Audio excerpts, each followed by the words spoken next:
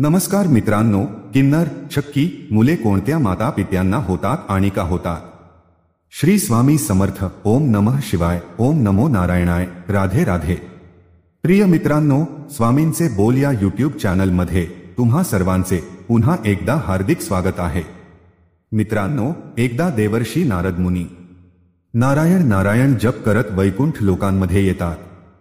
नारद मुलींना पाहून भगवान श्रीहरी विष्णू म्हणतात, हे देवर्षी, वैकुंठामध्ये तुमचे स्वागत आहे.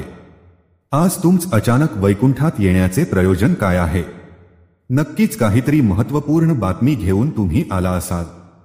तेव्हा नारद मुनी म्हणतात, हे प्रभू, माझा प्रणाम स्वीकारा. तुम्हाला तर सर्व काही माहीत आहे आणि तरी सुद्धा तुम्ही काहीही माहीत नसल्यासारखे करत आहात. या ब्रह्मांडाच्या कणाकणामध्ये तुमचा अंश आहे.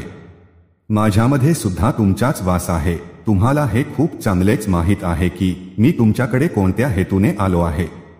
तेव्हा भगवान श्रीहरी विष्णू म्हणतात, हे नारद, मला हे नक्की माहीत आहे की तुमच्या मनात काय चालू आहे आणि आज तुम्ही समस्त मानव जातीच्या कल्याणासाठीच इथे आला आहात आणि म्हणूनच तुमच्या मनामध्ये जी कुठली शंका असेल ती तुम्ही निसंकोच होऊन मला विचारा.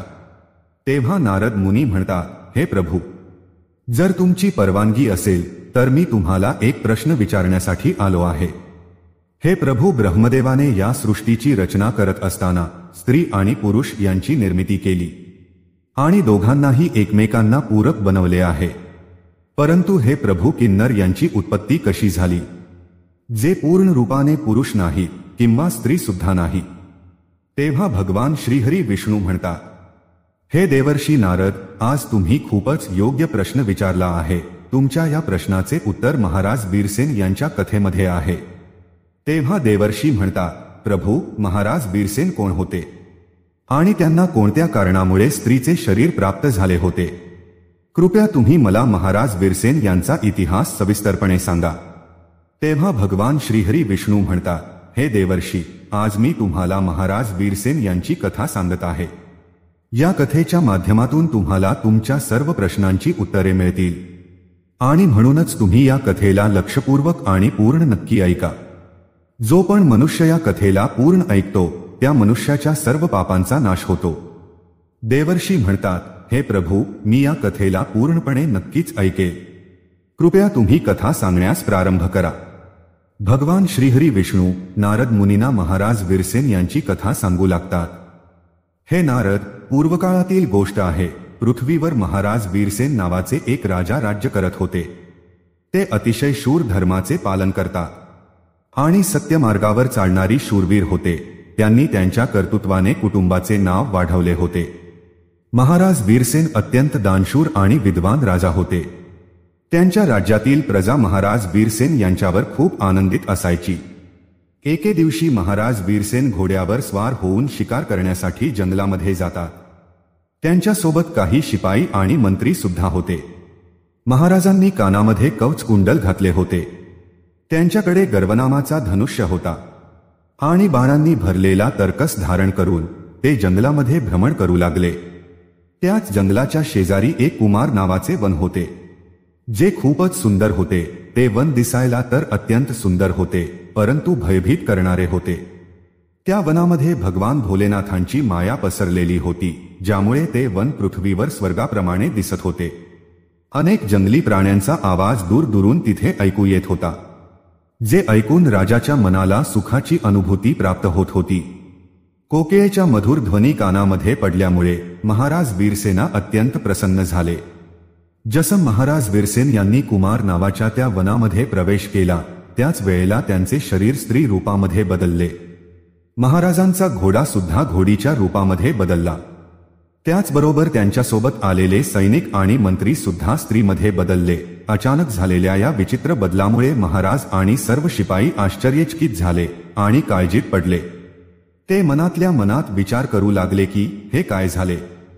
महाराज वीरसेन त्यांच्या स्त्रीरूपी शरीराला पाहून अत्यंत दुःखी झाले आणि त्यांना लाज वाटू लागली. ते त्यांच्या शिपायाला म्हणाले, हे आपल्या सोबत काय अनिष्ट घडले आहे? आपण अचानकच सर्वजण पुरुषापासून स्त्रिया कसे बनलो? आता आपण काय करायचे? हे स्त्रीचे शरीर घेऊन आपण घरी कसे जाणार आणि कसं मी आपले राज्य चालवणार? आपली प्रजा जेव्हा आपल्याला बघेल तेव्हा ते आपल्याला काय म्हणतील? देवर्षी नारद मुनी भगवान श्रीहरी विष्णू यांना म्हणू लागले, हे प्रभू, तुम्ही खूपच आश्चर्यकारक गोष्ट सांगितली आहे. देवांसारखे तेजा असणारा राजा वीरसेन यांना स्त्रीचे शरीर कसे प्राप्त झाले, यामागे कारण काय आहे? कृपया तुम्ही मला सांगा. त्या रमणी वनामध्ये राजाने असे कोणते कार्य केले ज्यामुळे त्यांना स्त्रीचे शरीर प्राप्त झाले? कृपा करून तुम्ही मला सर्व सविस्तर सांगा. तेव्हा भगवान श्रीहरी विष्णू म्हणू लागले, हे देवर्षी नारद, यामागे भगवान भोलेनाथांचीच माया होती.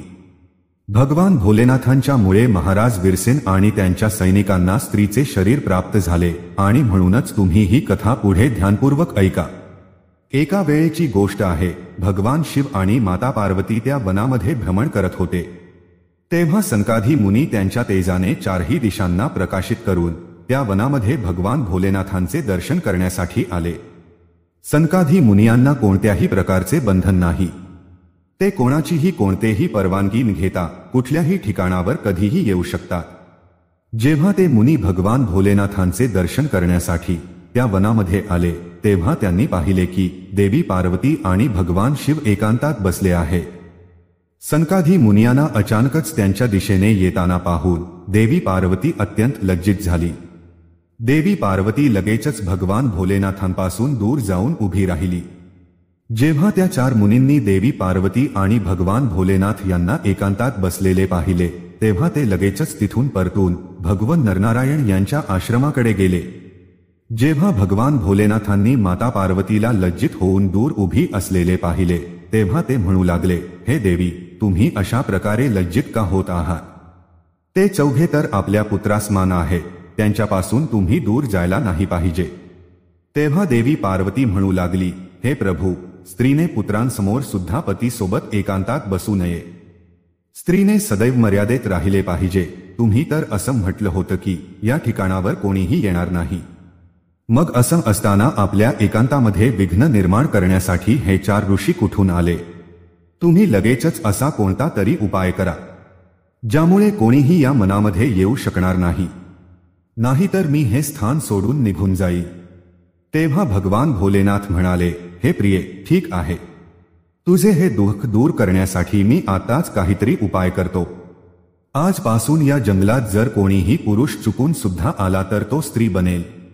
भगवान श्रीहरी विष्णू म्हणतात, त्या दिवसापासून जो कोणी त्या वनात जातो तो स्त्री बनतो. ज्या लोकांना हे माहीत आहे की त्या वनामध्ये भगवान भोलेनाथ यांची माया पसरलेली आहे तेव्हा अशी लोक चुकूनही त्या वनामध्ये जात नाही.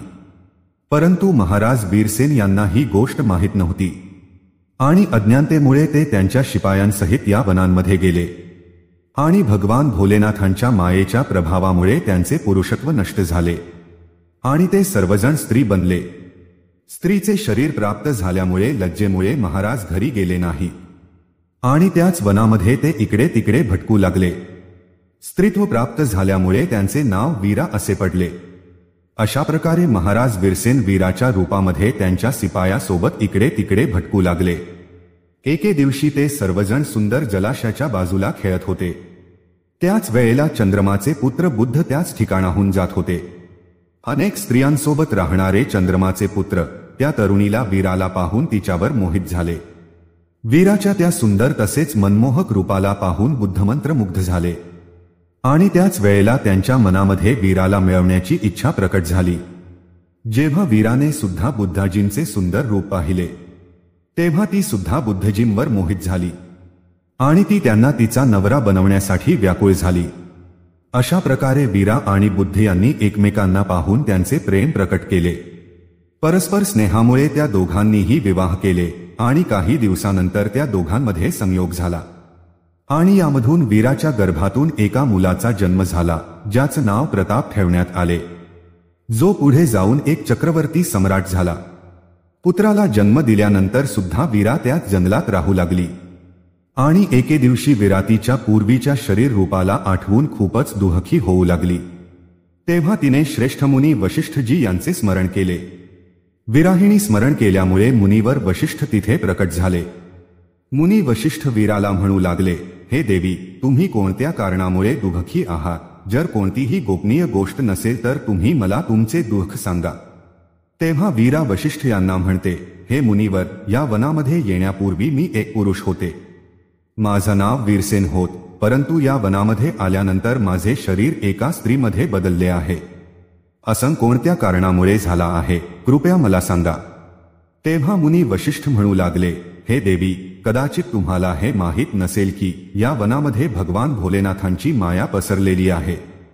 त्यांनी या वनाला असा शाप दिला आहे की जो पण पुरुष या वनामध्ये येईल तो स्त्री बनेल आणि भगवान भोलेनाथांच्या त्याच मायेमुळे तुम्हाला स्त्रीचे शरीर प्राप्त झाले आहे.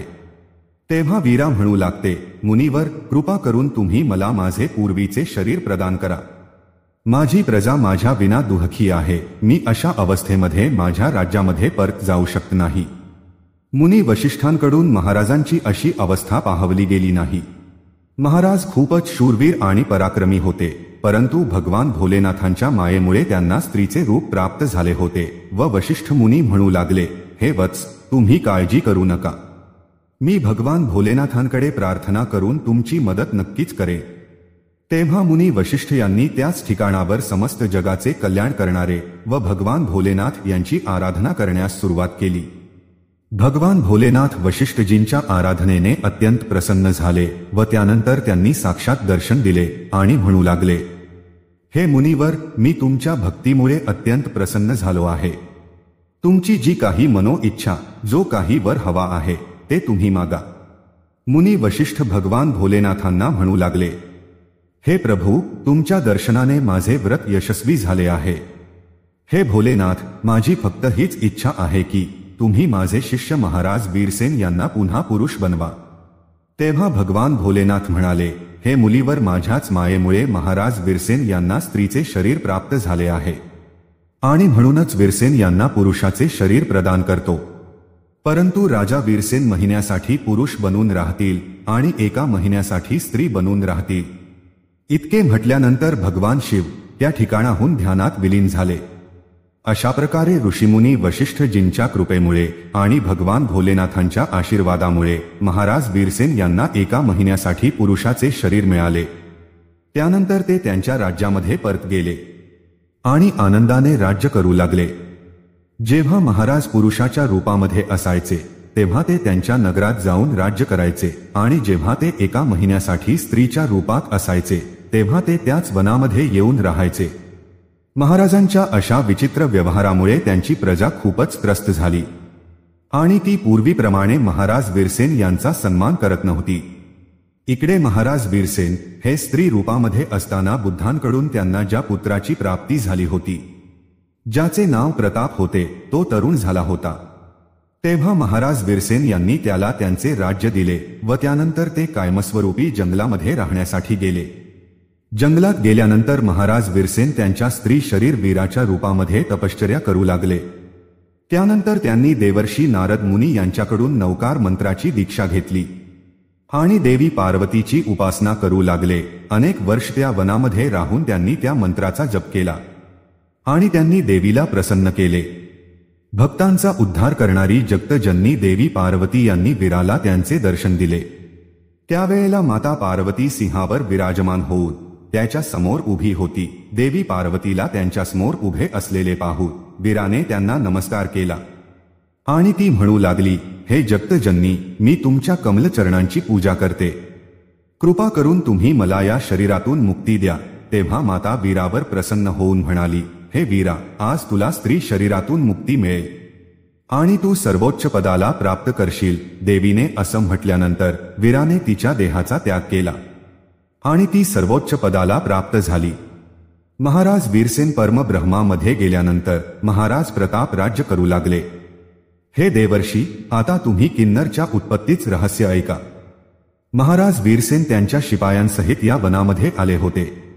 त्यांचे जे शिपाई होते ते सर्वजण किन्नर बनून सुमेरू पर्वताजवळ जाऊन निवास करू लागले आणि तिथूनच किन्नर प्रजातीची उत्पत्ती झाली. तर मित्रांनो, अशा प्रकारे भगवान श्रीहरी विष्णू यांनी नारद मुनी यांना किन्नरच्या उत्पत्तीचे रहस्य सांगितले. आशा आहे तुम्हाला ही कथा आवडली असेल तर लाईक करायला विसरू नका. भेटूया पुढच्या अशाच एका माहितीपूर्वक व्हिडिओमध्ये एका नवीन चर्चेसह. तुम्हा सर्वांचे मनःपूर्वक आभार. श्री स्वामी समर्थ. जय श्रीराम. जय श्री हनुमान. जय श्री कृष्ण. जय माता लक्ष्मी.